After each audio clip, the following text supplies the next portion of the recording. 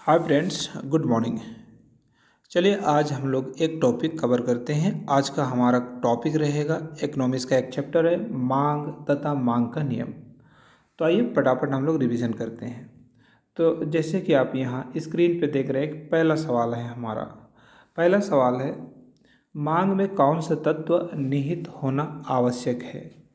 तो फ्रेंड्स यहाँ पर ऑप्शन दिया हुआ है, वस्तु की इच्छा होना चाहिए, एक निश्चित मूल्य होना चाहिए, साधन व्यय करने की तत्परता होनी चाहिए। तो फ्रेंड्स ये तीनों ही पॉइंट जो है ना, तीनों ही पॉइंट हमारा जरूरी है एक मांग के लिए।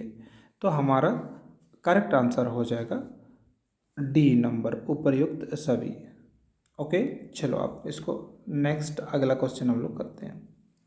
अगला क्वेश्चन हमारा है, मांग वक्र का सामान्यतः डाल होता है। मांग वक्र का सामान्यतः डाल होता है। तो फ्रेंड्स इसका जो है ना करेक्ट आंसर हमारा यहाँ पर दिया हुआ है B number, option B. Option B में दिया हुआ है बाएं से दाएं नीचे की ओर।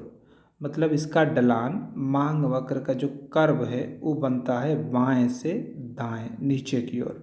ओके, चलिए नेक्स्ट हम लोग रिवीजन करते हैं। अगला हमारा सवाल है, किस प्रकार की वस्तुओं के मूल्य में कमी होने से मांग में वृद्धि नहीं होती है।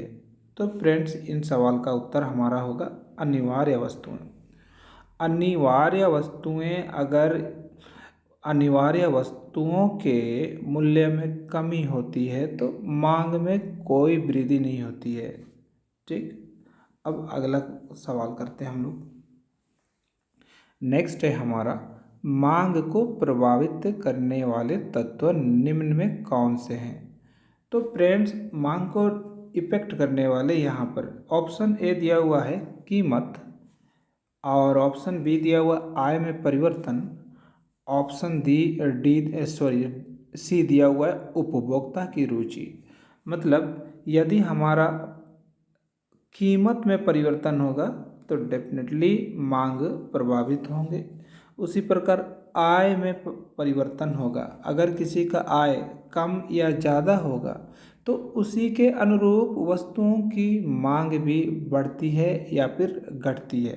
मतलब 100% इसके कारण भी प्रभावित होता है। कीमत यानी कि रेट घटेगा या बढ़ेगा तो भी मांग पर प्रभाव पड़ता है। एक एग्जांपल देता हूँ, आजकल मार्केट में टमाटर मिनिमम 10 रुपया से 80 रुपया तक चला जाता है रेट।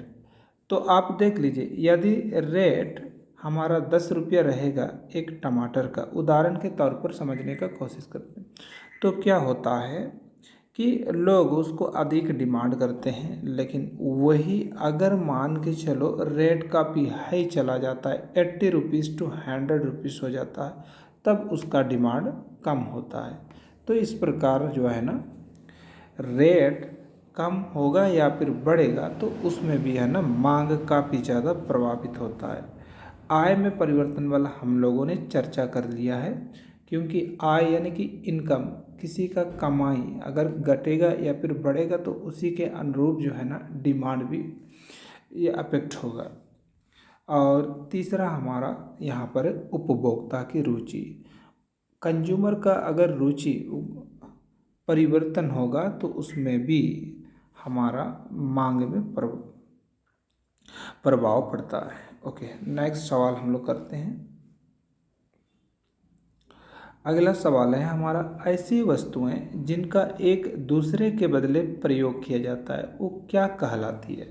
तो इसको हम कहते हैं स्थानापन्न वस्तुएं। एग्जाम्पल के तौर पे समझो, यदि हमें चीनी की ज़रूरत है लेकिन चीनी नहीं है तो हम उसके जगह पर गुड़ का प्रयोग करके भी उनका लक्ष्य को हम पूरा कर सकते हैं। किसी को कॉफ़ी पीने का आदत है लेकिन अगर कॉफ़ी नहीं मिल रही तो चाय पी कर भी वो अपने आप को संतुष्ट कर लेते हैं।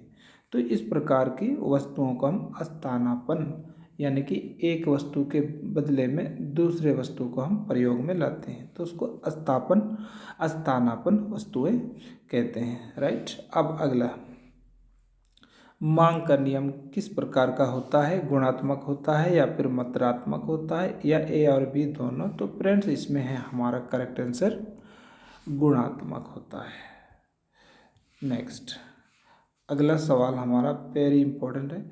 मांग फलन को निम्नलिखित में कौन सा समीकरण व्यक्त करता है। तो यहाँ पर ऑप्शन सी है फ्रेंड्स, इसको आप नोट कर ले, अपना नोटबुक में इसको लिख लें। अगला हमारा सवाल है, जब एक्स वस्तु की कीमत का परिवर्तन वाई वस्तु की कीमत को प्रभावित करता है तब यह मांग कहलाती है। फिर से सवाल सुनो, जब एक्स वस्तु की कीमत का परिवर्तन वाई वस्तु की मांग को प्रभावित करता है तब यह मांग कहलाती है। देखिए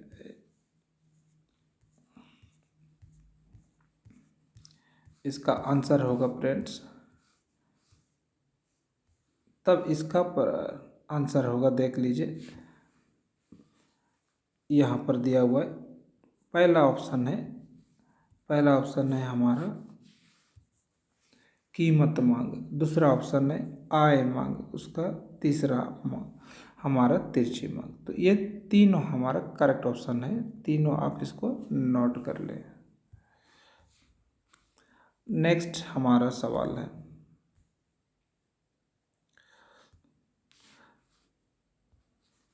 सामान्य वस्तुओं के लिए मांग का नियम वस्तु की नियम एवं वस्तु की मांग के बीच व्यक्त करता है। फिर से सवाल को सुनो, सामान्य वस्तुओं के लिए मांग का नियम वस्तु की कीमत एवं वस्तु की मांग के बीच व्यक्त करता है। क्या व्यक्त करता है? विपरीत संबंध को व्यक्त करता है। इसको आप नोट कर लीजिए। नेक्स्ट, मांग में कमी के निम्नलिखित में कौन से कारण है।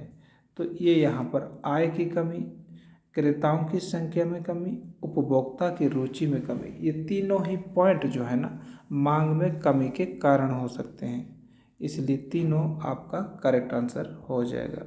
नेक्स्ट,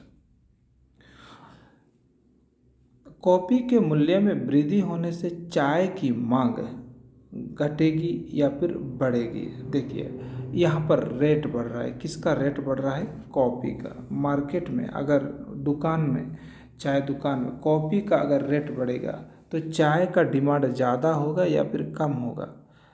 तो फ्रेंड्स एक चीज़ मैं बता रहा हूँ, किसी भी वस्तु का अगर रेट बढ़ेगा तो आप सोच लीजिए उसका जो है ना डिमांड क्या होता है। अगर रेट बढ़ेगा तो डिमांड घट जाता है, लेकिन यहाँ उल्टा, कॉफ़ी का मूल्य अगर बढ़ेगा तो चाय का डिमांड जो है ना बढ़ेगा, क्योंकि कॉफ़ी का रेट ज़्यादा होने के कारण लोग उसको पीना पसंद नहीं करेंगे, उसके स्थान पर चाय पीना पसंद करेंगे, जिसके कारण चाय का डिमांड जो है ना और तेज़ी होगा, यानी कि बढ़ेगा। नेक्स्ट हमारा, मांग में संकुचन तब होता है, मतलब संकुचन का अर्थ कमी। मांग में संकुचन तब होता है जब कीमत बढ़ती है और मांग घटती है। मांग में संकुचन माने मांग का घटना। वो तो पहले ही मैं बताया हूँ, यदि किसी भी वस्तु का रेट अगर बढ़ता है ना तो उसका डिमांड लोग कम करेंगे, क्योंकि दाम बढ़ने के कारण उसको खरीदने के लिए अपना इच्छा नहीं करेंगे। तो अब नेक्स्ट है अगला सवाल हम लोग का, निम्नलिखित में से किसके परिवर्तन से मांग में परिवर्तन नहीं होता है। ये देखो, किस चीज़ के परिवर्तन से मांग में कोई परिवर्तन नहीं होगा। तो हम लोग देखते हैं, हमारा पहला ऑप्शन है फ्रेंड्स मूल्य में परिवर्तन। ठीक है, पहला ऑप्शन हमारा मूल्य में परिवर्तन, दूसरा ऑप्शन हमारा आय में परिवर्तन, तीसरा ऑप्शन हमारा रुचि और पैशन में परिवर्तन। तो सवाल यहाँ क्या कहता है कि निम्नलिखित में किसके परिवर्तन से मांग में परिवर्तन नहीं होता है। डिमांड में परिवर्तन। एक चीज़ आप समझ लीजिए, यदि हमारा पहला ऑप्शन रहे तो क्या होगा, हम लोग थोड़ा सा प्रैक्टिकल तरीके से इसको समझने का प्रयास करते हैं। अगर मूल्य में परिवर्तन होगा तो डिमांड जो है ना घटेगा या फिर बढ़ेगा। तो मैं बता दूं कि अगर किसी भी वस्तु का मूल्य चेंज हो जाएगा, परिवर्तन होगा, कोई भी वस्तु का दाम अगर घट जाता है तो उसका डिमांड क्या हो जाता है, बढ़ जाता है। लेकिन उस वस्तु का मूल्य अगर मान के चलो बढ़ जाता है तो उसका डिमांड घटेगा, मतलब इससे प्रभावित होगा। आय में परिवर्तन मतलब किसी का इनकम यानी कि आय, उनका जो इनकम यानी कि आय यानी कि रुपए पैसा में अगर वृद्धि होगा या फिर परिवर्तन होगा, कम होगा या फिर अधिक होगा, तब भी हमारा जो मांग परिवर्तन होगा। अगर रुचि और पैशन में परिवर्तन होने से क्या होगा, रुचि और पैशन में भी अगर परिवर्तन होता है तो मांग में प्रभावित जरूर होगा, मांग का प्रभाव पड़ेगा। जैसे अगर किसी को मछली खाने का रुचि है, लेकिन अपना रुचि को बदल देते हैं, मछली के जगह अंडा खाने का सोच लेते हैं, तो उस परिस्थिति में मछली का डिमांड जो है ना घट जाएगा। तो इस प्रकार उस वस्तु का मांग जो है ना प्रभावित हो गया। तो हमारा करेक्ट आंसर डी होगा इसमें। अब नेक्स्ट आगे बढ़ते हैं हम लोग।